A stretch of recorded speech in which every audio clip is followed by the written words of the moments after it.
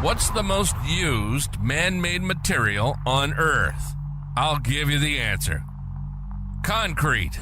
This is the Concrete Logic Podcast. Have you ever stopped to think about the sidewalks, driveways, bridges, or the buildings around you? They're all made from concrete. So why don't we discuss it more? In each episode of Concrete Logic, we'll explore a unique concrete-related topic with the help of industry professionals shaping the trade's future. We'll talk with suppliers, contractors, architects, engineers, specialists, and even proponents of competing materials. We'll get their views on concrete and their visions for its future. So get ready to mix things up with Concrete Logic, where we turn the spotlight on the material that's everywhere but often overlooked. This is the Concrete Logic Podcast. And now, here's your host, Seth Tandett.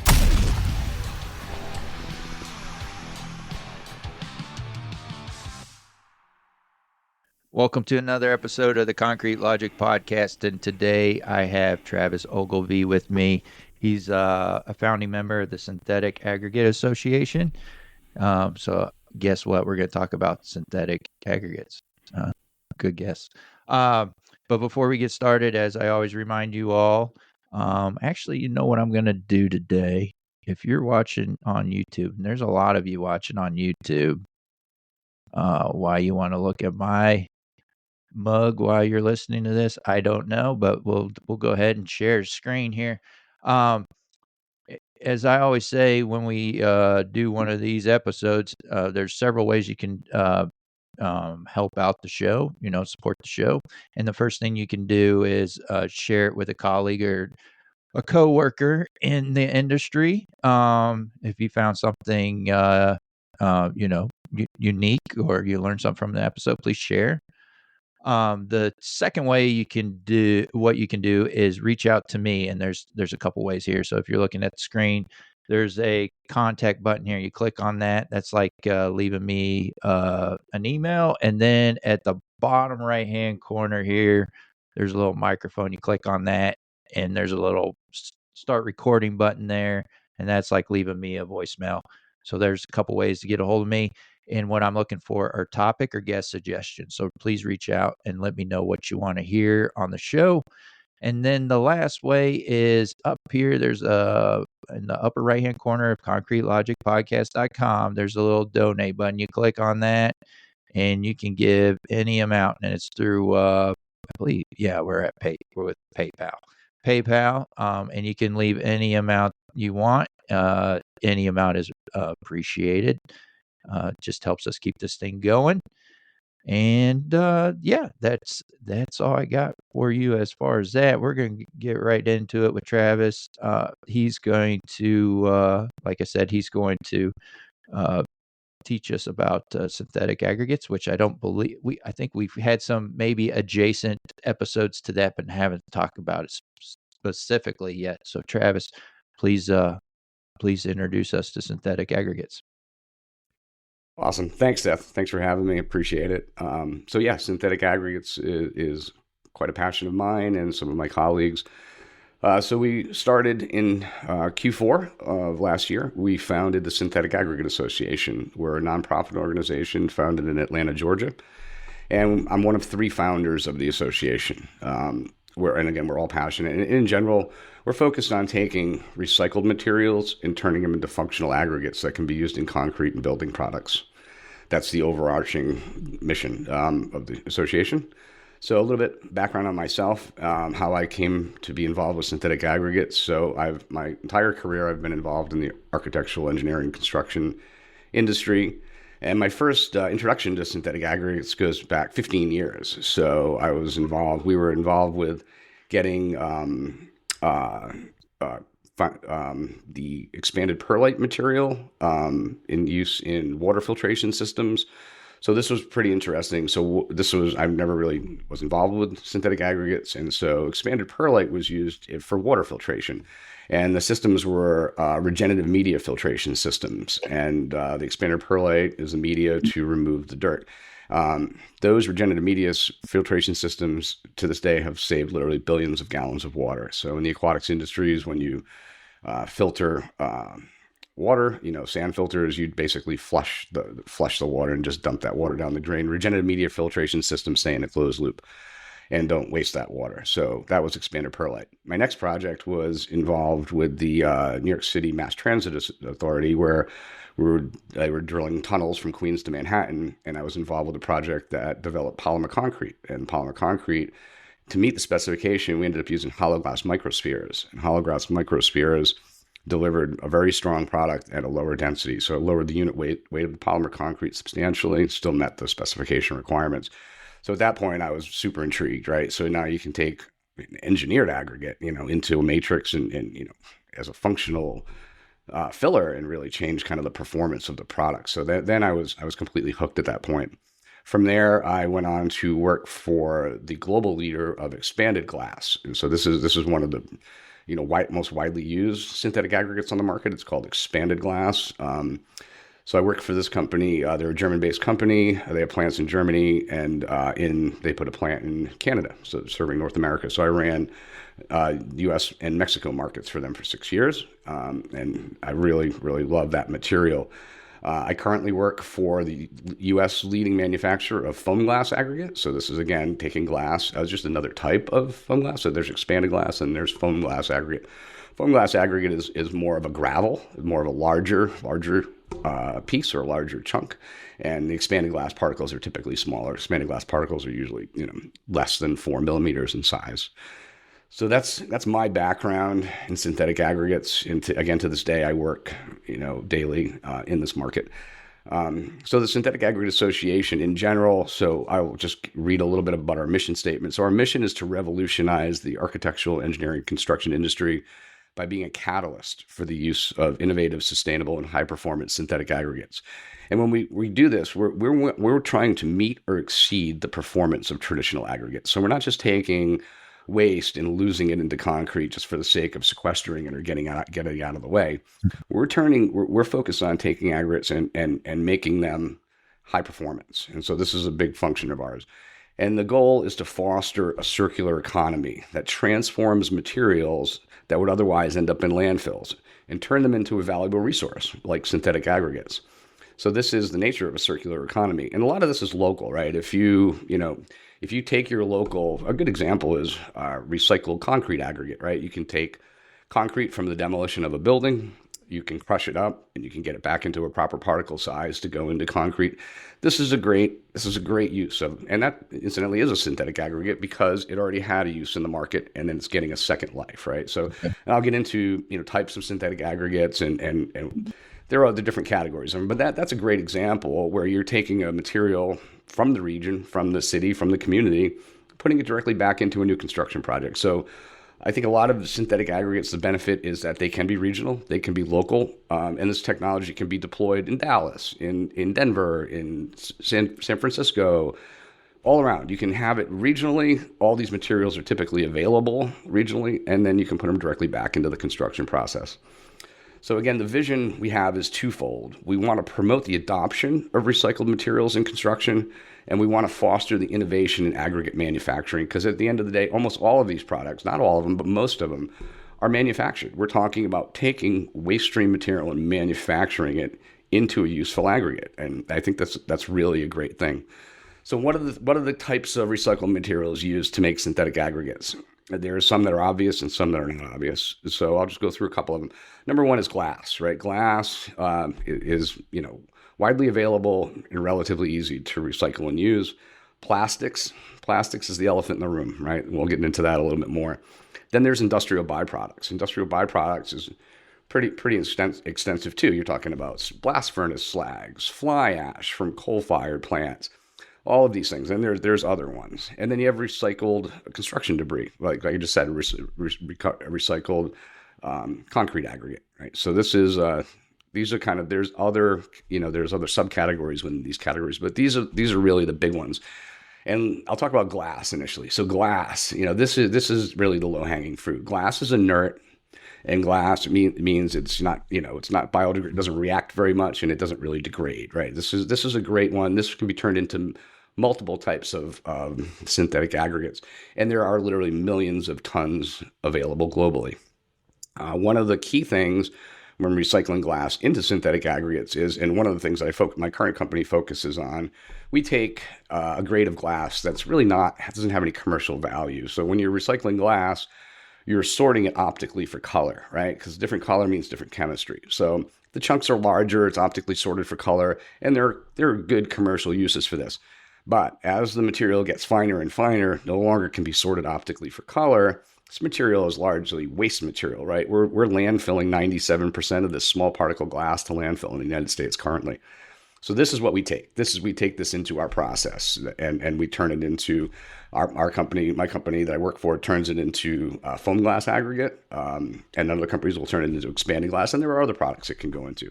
So glass is right there, and glass is available pretty much in every region. The next one is plastics. Plastics are much harder to recycle and turn into a functional aggregate, right? And this is the most available feedstock or waste stream that's available. You're talking about 300 million tons available globally. And this is a problem, right? And so if we can take this material, turn it into a functional aggregate, again, regionally, you can take the recycled plastic from San Francisco, turn it into a functional aggregate and put it back into construction projects in San Francisco, right? This is the circular economy. So the challenges with plastic are many, right? So it's non-biodegradable. It's not biodegradable. And it's all types of plastics. So it's a mix. So separating plastics is expensive, very hard and very expensive. So we need advanced technologies to do this, right? So as the technologies get better, and a good example is pyrolysis. Pyrolysis can be used, right, to kind of change these materials into something different.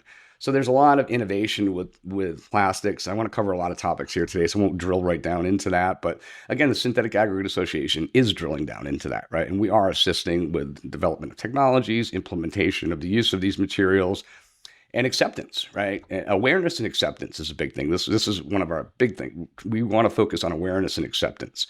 And people aren't understanding that these materials are out there. I don't know how many people in the construction industry know that there's expanded glass and foam glass aggregate available in the market, and it is available in the market.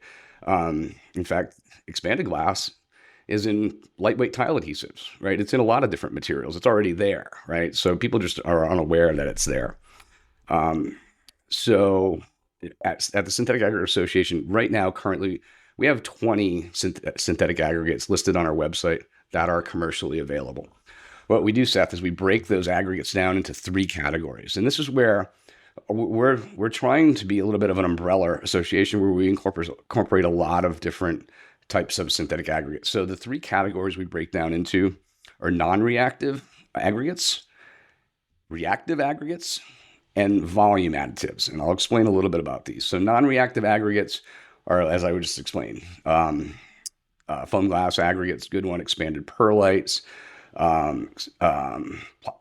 hybrid mineral polymers. These are all non-reactive. So these materials are going in, they're volume fillers, they're filling up they're functionally taking up space within the matrix, but they're not reacting, right? They're not serving as binders, they're not reacting.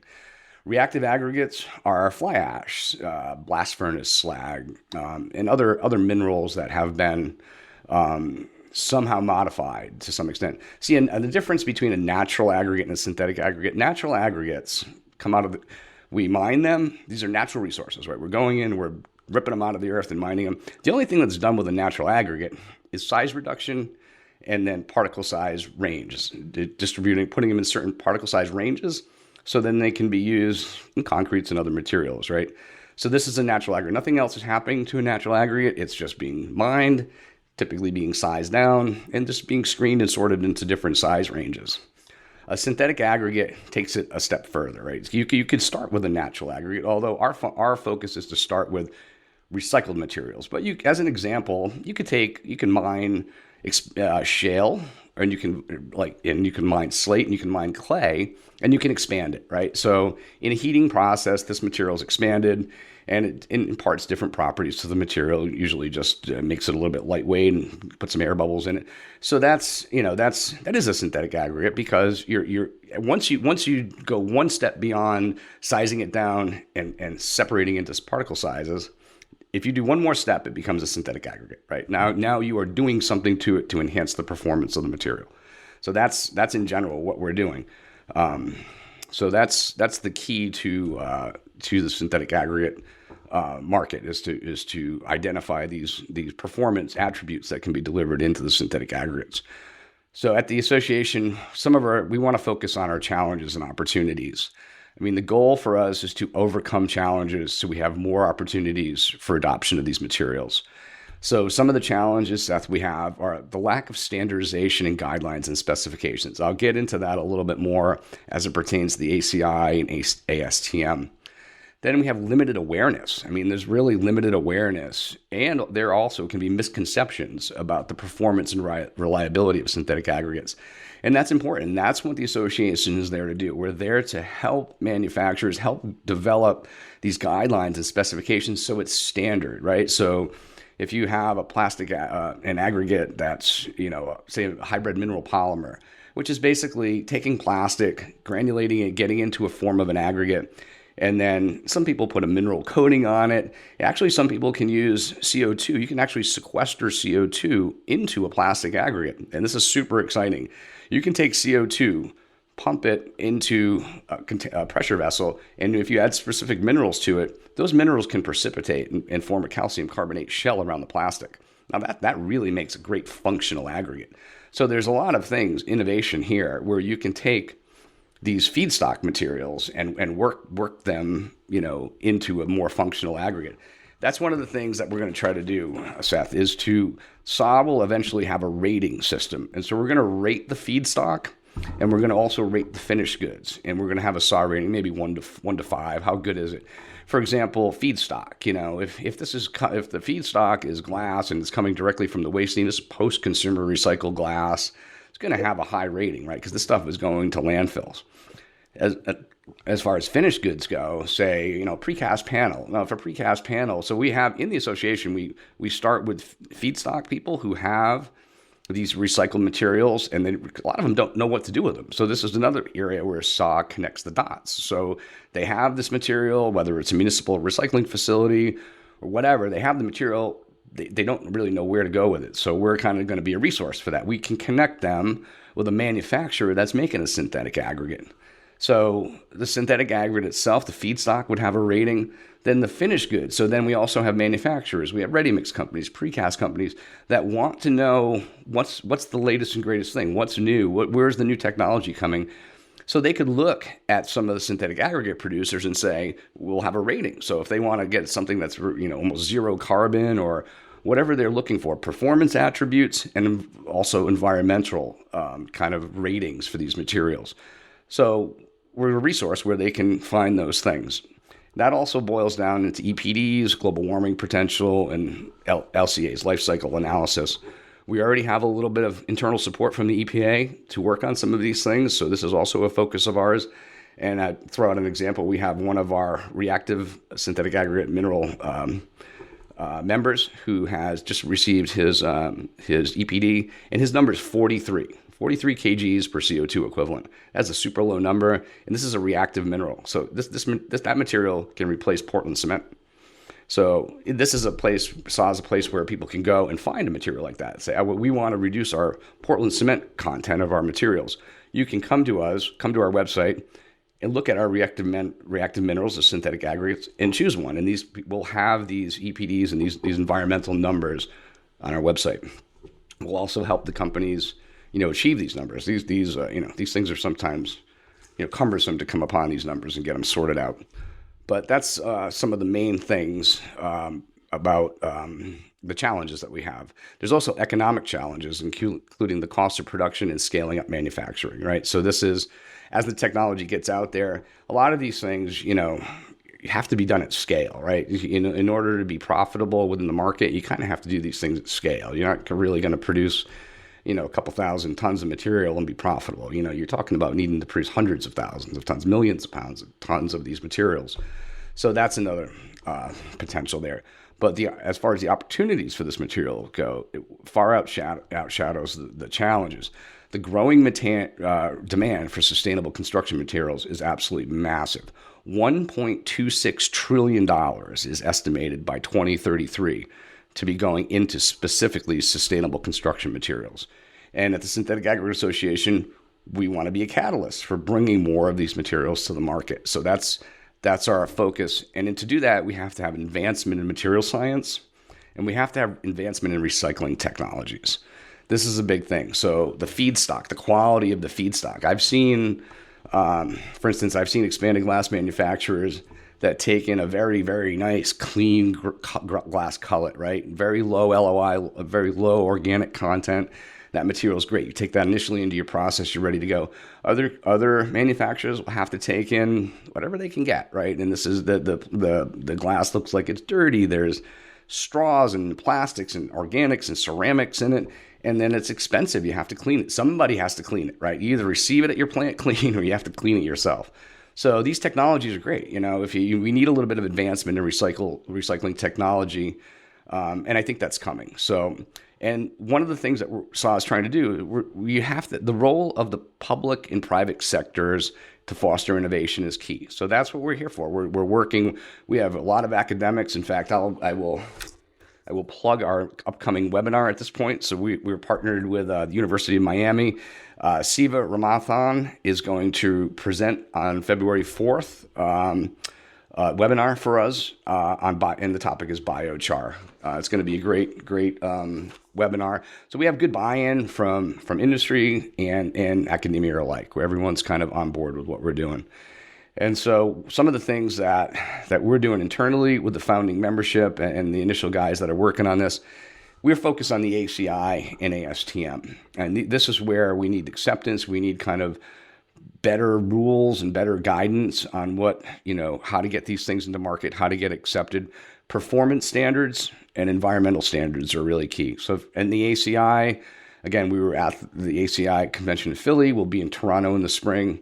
I personally sit on the ACI Committee 213, lightweight aggregate structural concrete, where I'm constantly lobbying for the inclusion of synthetic aggregates in these materials. We have one of our founders is sitting on ASTM committees. So we're in these committees and we're trying to see what we have to do to foster the acceptance and the inclusion of these materials. And again, a lot of this is focused on sustainability. I'm a lead AP. I recently just got my ENVSP, which is the Envision program, which is through the Institute of Sustainable Infrastructure. So it's basically lead for infrastructure. Super cool thing. And I want to talk about this one topic here. So it's just an example of how SAW can move the ball forward.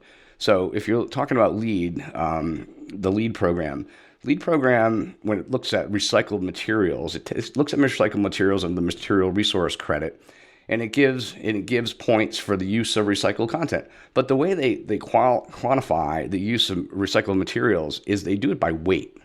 And, they don't know what they don't know, right? So I'm actually lobbying right now the United States Green Building Council and LEED, because they're going into version 5.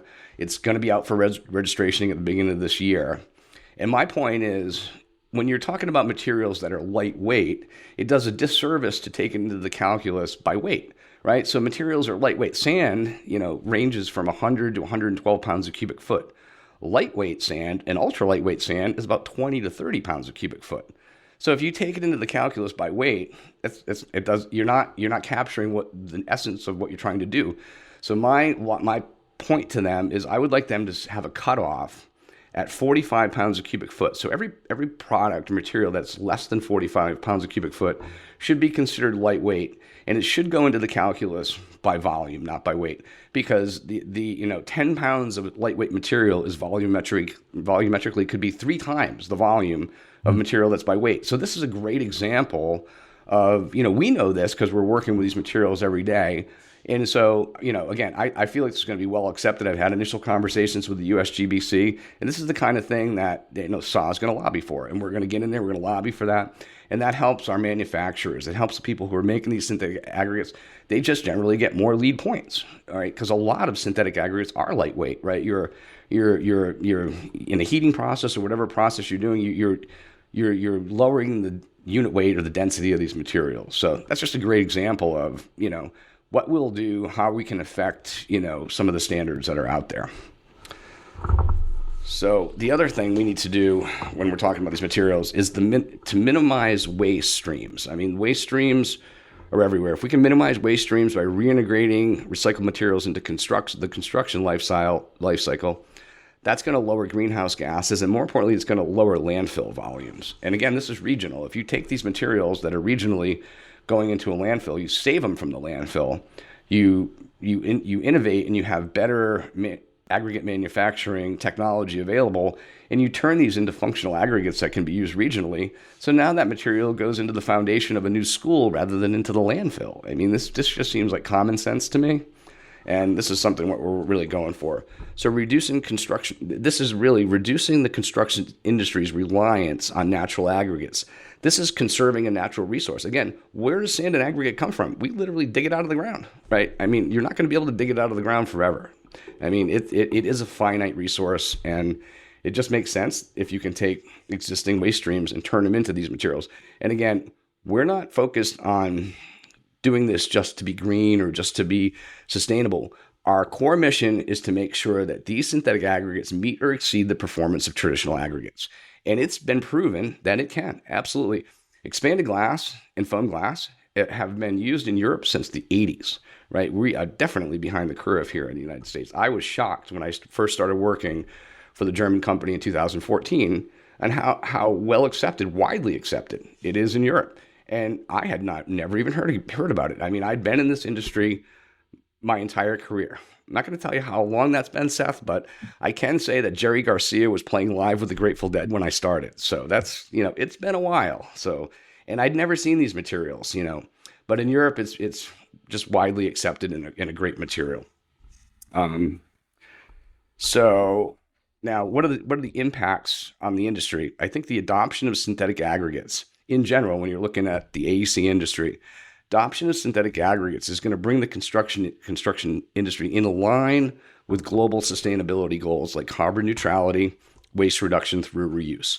So we can adopt these technologies, raise awareness, raise acceptance, get these materials into the construction industry. And again, that aligns the entire construction industry with everybody's goals. Everyone wants to be more carbon neutral. Everyone wants to reduce waste and reuse materials. And what we're saying at the Synthetic Aggregate Association is it's possible. It's very possible. And everyone just needs to get behind it and work towards these goals. I don't know if you want to talk. I feel like I'm just going on and on in my talking points. Do you have any questions on specifics that I can answer for you? I'm really a technical guy. I focus on application and use in these materials and applications. So if you have any specifics, please jump right in. So you went over the things that are preventing this to be widely adopted. Which one is the biggest challenge right now? So the biggest challenge is not having specific standards in place, right? So we need standards for use, and we need standards for testing, right? So to qualify, when you're looking at a natural aggregate, a good example is, let me go through some of the uses where can you use these synthetic aggregates. Wet cast concrete, which is ready mix, precast, wet cast concrete in general. No problem. Whenever you have a sand and aggregate in these mixes, so let's look at a yard of concrete, for instance. So you take in a yard of concrete, you have on average 17 to 19 cubic feet of natural sand and aggregate. You can go ahead, and I've been involved with this for a number of years. You can go and you can back out, say, 8 to 10 cubic feet of that natural aggregate, replace it with a synthetic aggregate that has a lower density. And then that concrete can meet ASTM requirements for lightweight concrete, which is 115 pounds a cubic foot. So simply by just taking these materials out and replacing them with a lightweight synthetic aggregate, whether it's foam glass or whether it's mineral polymers, whatever it is, you can come in and you can lower the unit weight just by replacing these materials. And typically, Seth, you just do it by volume. You come in and you take out a portion of these materials, but we have to make sure that the aggregates we're using meet the grading tables, right? So a lot of the companies are developing the synthetic aggregates to match the grading table. So you have the proper particle size distribution. As long as the proper particle size distribution is there that matches existing grading tables, then you can just simply back out the natural aggregate by volume and replace it with a synthetic aggregate. So that's kind of the low-hanging fruit there. And this also then goes into dry cast concrete, right? CMU block manufacturing, right? Block manufacturing is largely, that's like 90% aggregate, only 10% binder, right? So it's a great product. Again, you can bring these synthetic aggregates in. Synthetic aggregates, at the top of the heap are what they're doing: density reduction, improving thermal performance, and increasing acoustic absorption. These are kind of the low-hanging fruit things for synthetic aggregates. So you want, in a lot of cases, you want that for just about all concrete products. Then you get into dry mortar products, ready-to-use bag mixes, tile adhesives, stuccos, engineered mortars. All of these materials, guess what's the backbone of all these materials? Sand, basically, right? So again, you can just take out a portion of the natural and put in a portion of the synthetic aggregate. And in fact, a lot of these things, you're not doing it just to get rid of, waste or just put it in to be green. I mean, you can increase strength, you can increase durability, you can increase flexibility. I can use the example of expanded glass. When you put expanded glass in a stucco, you lower the E modulus of the material. You put expanded glass into veneer stone, for instance. Veneer stone, very brittle, it's always cracking, right? And if you use some of these synthetic aggregates, you can adjust the E modulus. You can make these materials less brittle. Again, back to my original, way back in the day, one of my first projects using hollow glass microspheres and polymer concrete. This was incredible. We put that in for performance. We were putting it in to lower the unit weight. So again, these things can be very, very functional. And then the uses go well beyond what I just described there. So you have fireproof panels, you have fire suppression media. Both of these things can be achieved specifically with synthetic aggregates. Thermal insulation boards can be made exclusively from synthetic aggregates. Water and air filtration is another one. I started out explaining the regenerative media filters using expanded perlite. That's a great opportunity. Then you can get into other industries like fiberglass and sheet molding. Sheet molding compounds already use hollow glass microspheres. So the synthetic aggregates are being used, largely, but a lot of like hollow glass microsphere doesn't necessarily utilize waste stream material. That's going to start with borosilicate glass. So, it's a synthetic aggregate, but probably not historically with, recycled materials, but that could change, right? We can incorporate these materials in. Mineral casting is another good one. Mineral casting typically uses calcium carbonate. Again, synthetics can be used. Soil additives. So great example, comparison of is perlite. So a lot of times I'll use perlite in soil additives as a hydration extender to entrain air. Well, you could use a synthetic aggregate and it performs much better. Still, you're going to entrain air in that soil matrix. Still, you're going to absorb and retain water, but it's a synthetic aggregate. And the synthetic aggregate is stronger. So the perlite material is going to break down, right? It's not very strong, so it's going to break down. The synthetics can be engineered to be stronger. So they could go through a couple more cycles, right, in that soil where the perlite's going to break down and you maybe get 1-2 cycles. With the synthetics, you're going to get maybe 3 or 4 cycles because it's more robust. It's not breaking down as easily. Yeah. In the same way, and we're talking about there's water retention, right? And this is kind of one that everyone kind of knows about, is using synthetic aggregates as internal curing of concrete, right? This is a big thing. I think you had a gentleman on one of your last episodes that was talking about biocarbon, using biocarbon as an internal cure. And the reason that works is because that's holding on to the water, right? It's absorbing more than its weight in water. It's hanging on to it. Then it's slowly, begrudgingly giving it back to the matrix to catalyze the cement. This is internal curing. So there are so many opportunities for the use of the materials. It's I don't want to say it's limitless, but it's pretty close. But you have to be accepted. It has to be understood. It has to be accepted, and this is our focus. So, which you said, just lightweight aggregate and structural concrete is the ACI. Is that right? That you're trying to get. Correct. Well, that's the committee that I sit on, the lightweight committee for lightweight aggregates. And what's the pushback from that group as far as how they view synthetic aggregates? So there's not so much pushback from that group. It's having a good understanding and having acceptance. So in that world, if you want to put synthetic aggregates into structural concrete, you need ASTM 330. So ASTM 330 is the governing standard for the use of lightweight aggregates in structural concrete.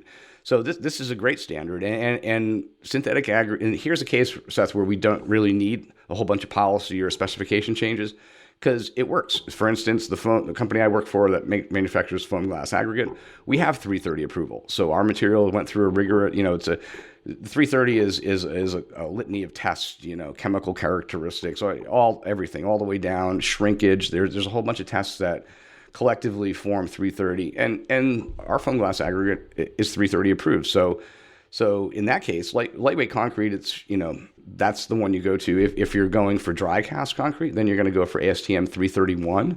And again, this is the governing standard for lightweight aggregates in dry cast or CMU or masonry units.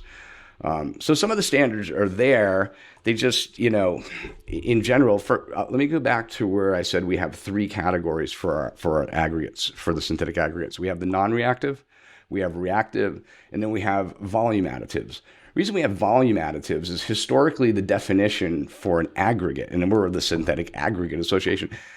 Again, this is an older term, and we want to expand on this term. So aggregates typically mean that it contributes to the bulk, the structure, or the overall volume of the matrix, right?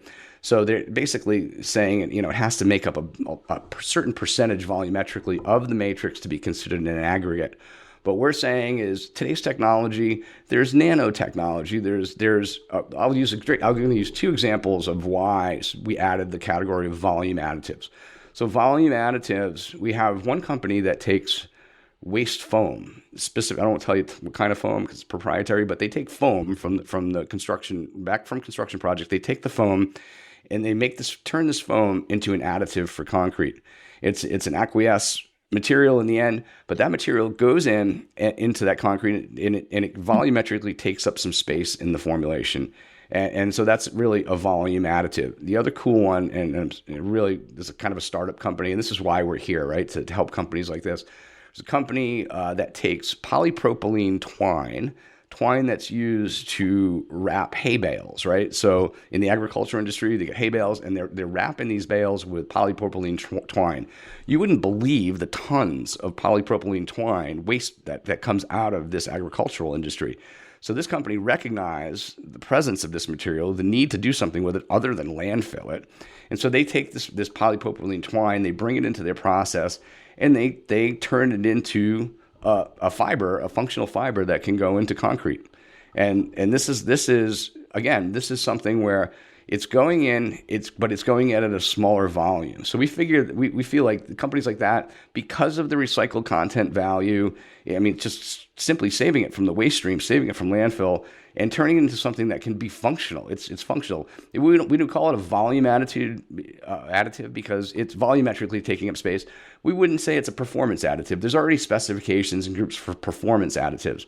This is it's going in. I don't want to say it's inert because it's really not inert, but it's in there just taking up space, and it helps with some reinforcement and it helps with a few things. But mainly it could be used in lieu of other things, and so that's those two materials. These are both materials that are if they otherwise weren't used and kind of had some, they're synthetic because they're taking it from the waste stream and they're enhancing it. They're sizing it and then they're enhancing it and they're manufacturing it to go into these products. And that's really, really incredible. And so that's why we have that category of volume additives. And we're really excited about that. This is at the core of what we're trying to do something like that. Rather than landfilling all that material, you can take that material directly into concrete. So both of those are good examples. Have you all taken the approach that I don't know if synthetic aggregates can't or have this issue, but I know our standard aggregates do, is the alkali silica reaction, ASR.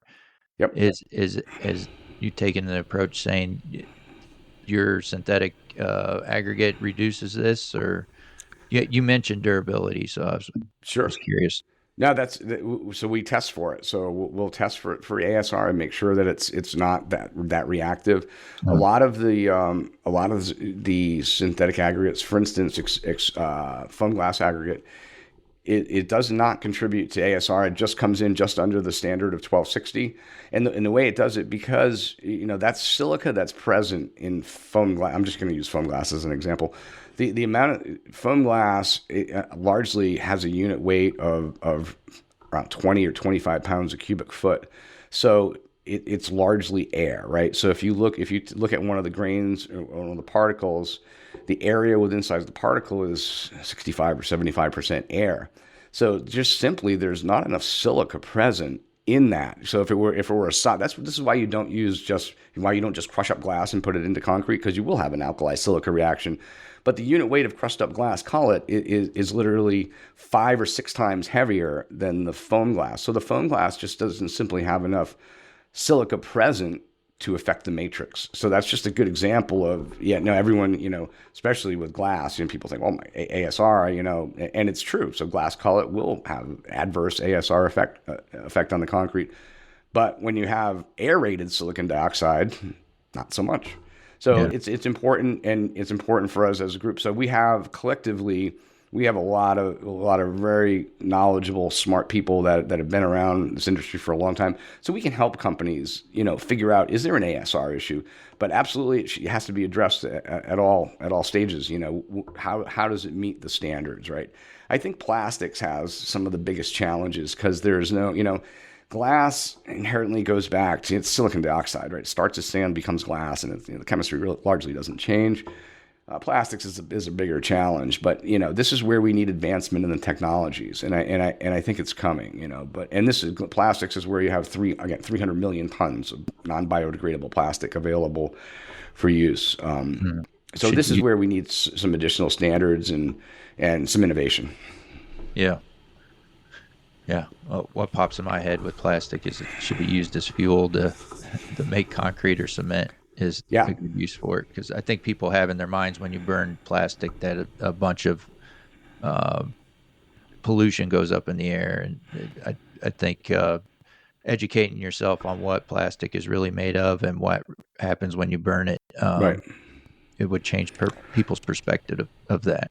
Well, the challenge with plastics also is that you have 7 different resin types available, currently, and these are all different chemistries, right? So it's super hard to, I think plastics, to be able to economically sort the plastics, because if you had those 7 resins, plastics in the 7 different categories, and separated, without contamination within the 7 categories, you could make all kinds of things. You could be very effective in utilizing that material, but to get to that point is cost prohibitive right now. So this is where the innovation is required. Innovation in recycling technologies, innovation and recover and recycling technologies, and then innovation in the aggregate manufacturing itself. I think this is, and how do you get there, Seth? Is just by having conversations like we're having, just awareness and acceptance of these materials, and understanding that, I think when you come to it by saying, no, we're going to make a synthetic aggregate that meets or exceeds the performance of traditional aggregates, rather than saying, we're going to figure out how to put plastic in concrete. Well, these are 2 different statements, right? These are 2 completely different statements, right? So this is the focus here. We're very serious about it, and largely there's the technology, at least, for some of these waste materials, the technology is existing. It's already there. Again, more widely adopted in Europe. And incidentally, how can they do this in Europe a little bit more effectively than we can? Because of the way they recycle. The percentage of materials that are recycled compared to us, these probably aren't 100% accurate. I'm going to paraphrase, but it's something like 20% in the United States, 80% in Europe. This is very close to what it's at. So we recycle 20%, they recycle 80%. And when they recycle 80%, they don't do it in a caveman method. They recycle, and it's all separated. So when industry wants to take these materials, it's much easier for the industry to take materials. There's more of them, and they're better sorted, right? And you don't have to, because if it's not sorted, if it's not cleaned, if it's, then the onus goes on the manufacturer. And this is back where I was talking about the economic challenges of in production costs. If you have to sort it, if you have to clean it, that the cost of that goes ultimately to the price point of the finished product, right? So as we get better at that, we'll get better at using these materials. Again, once the material, I'd say on average synthetic aggregates cost 10 or 15% more than standard aggregates today. That's a pretty good average. That's not too far off, but we could do better. And this is how we have to do better, by better sorting, right, and cleaning, and just better recycling techniques. Yeah. That's a perfect place to stop today, I think, Travis. Awesome. How do you want people to reach out to you if they want to learn more? just simply go to the Synthetic Aggregate Association.org. I'd go to there, and please also join us on LinkedIn, Synthetic Aggregate Association. We're present on LinkedIn, but just to our website, syntheticaggregateassociation.org. We're gonna be offering foundational memberships through the end of this quarter. We're going to be voting our board into place in February, so our board will be in place by March 1st, and we're offering these foundational memberships. So anyone who joins the association by the end of Q1 will be considered a foundational member. As the association grows, there's only going to be so many foundational members, right? We expect to be a very viable and formidable association going forward for years and decades to come. So whoever joins before, the end of this quarter will be a foundational member. Foundational members get there instead of getting a year, they get a year and a half. So we're adding 6 months on for free. And then that foundational membership status is going to be yours in perpetuity. So we're kind of using this as, an incentive to get people to come and join the group. Cool. Sounds cool.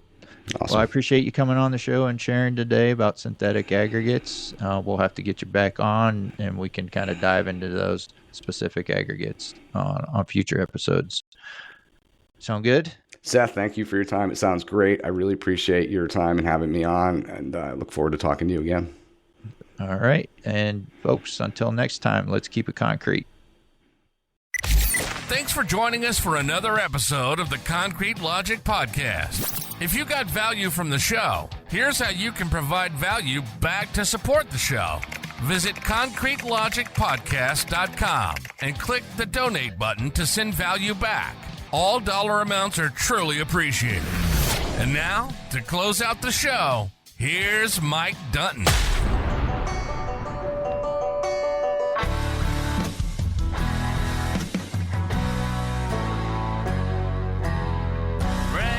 That alarm always sings couple hours before the sun comes up. Open up the side, put some diesel in the lights and wait till the trucks roll up. Yeah, this ain't how most folks live their lives, dripping in sweat, working overtime. But while they're tying their ties for their 9 to 5s, we're out here changing these skylines with wood, iron, and mud. We work hard for $1, give thanks to the Lord above. Never make a man do something you can't prove. Hard work calls for a drink or two. Expect more, it's written in our blood. With wood, iron, and mud. From the swamps to the city, from the Lone Star heat to the woods of the Georgia pine. Good old boys and girls who ain't afraid of getting dirty for a clean time. And if you want to see the fire in a grown man's eyes beneath the hot summer sun, find the wild-eyed boys clocking days and nights, working hard to get that job done.